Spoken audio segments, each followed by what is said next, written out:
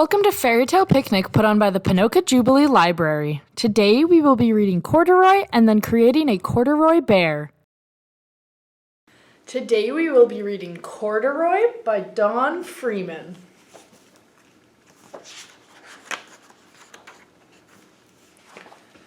Corduroy is a bear who once lived in the toy department of a big store. Day after day he waited with all the other animals and dolls for somebody to come along and take him home. The store was always filled with shoppers buying all sorts of things, but no one ever seemed to want a small bear in green overalls. Then one morning, a little girl stopped and looked straight into Corduroy's bright eyes. "Oh, Mummy," she said, "look, there's the very bear I've always wanted." "Not today," her mother sighed. "I've spent too much already. Besides, he doesn't look new. He's lost the button to one of his shoulder straps." Corduroy watched them sadly as they walked away. "I didn't know I'd lost a button," he said to himself. "Tonight I'll go see if I can find it." Late that evening, when all the shoppers had gone and the doors were shut and locked, Corduroy climbed carefully down from his shelf and began searching everywhere on the floor for his lost button. Suddenly he felt the floor moving under him. Quite by accident he had stepped onto an escalator, and up he went. Could this be a mountain, he wondered? I think I've always wanted to climb a mountain.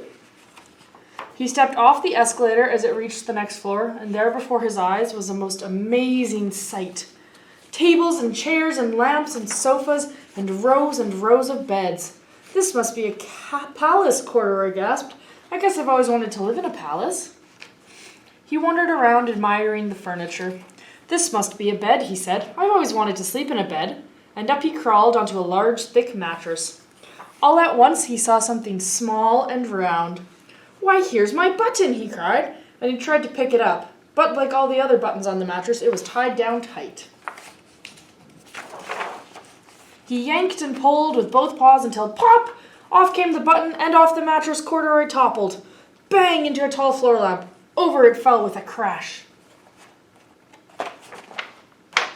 Corduroy didn't know it, but there was someone else awake in the store.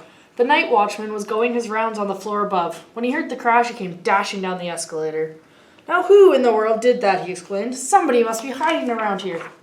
He flashed his light under and over sofas and beds until he came to the biggest bed of all, and there he saw two fuzzy brown ears sticking up from under the cover. "Hello," he said. "How did you get upstairs?" The watchman tucked Corduroy under his arm and carried him down the escalator and set him on the shelf in the toy department with the other animals and dolls. Corduroy was just waking up when the first customer came into the store in the morning, and there, looking at him with a wide, warm smile, was the same little girl he'd seen only the day before. "I'm Lisa," she said, "and you're going to be my very own bear. Last night I counted what I've saved in my piggy bank, and my mother said I could bring you home."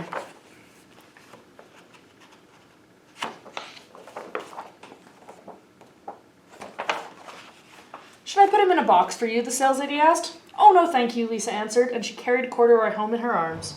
She ran all the way up 4 flights of stairs into her family's apartment and straight to her own room. Corduroy blinked. There was a chair and a chest of drawers, and alongside a girl-sized bed stood a little bed just the right size for him. The room was small, nothing like that enormous palace in the department store. "This must be home," he said. "I know I've always wanted a home." Lisa sat down with Corduroy on her lap and began to sew a button on his overalls. "I like you the way you are," she said, "but you'll be more comfortable with your shoulder strap fastened." "You must be a friend," said Corduroy. "I've always wanted a friend." "Me too," said Lisa, and gave him a big hug. The end. Now it's time to do our Corduroy the Bear craft. For our craft today, we will be making a corduroy bear. Your craft pack came in a paper bag, so we're going to be using that. You're going to want some googly eyes and a button, green paper, 2 different shades of brown paper, and then you're going to need to grab glue, a black marker, and scissors. So to start with, you're just going to trim off 2 small strips of green paper. Then you're going to glue that big piece of paper onto the bottom of your paper bag. Then we're going to grab those 2 green strips of paper, and we're going to measure the length. If they're too long, just trim them off. And then gluing those on to be the suspenders of the overalls, just like so.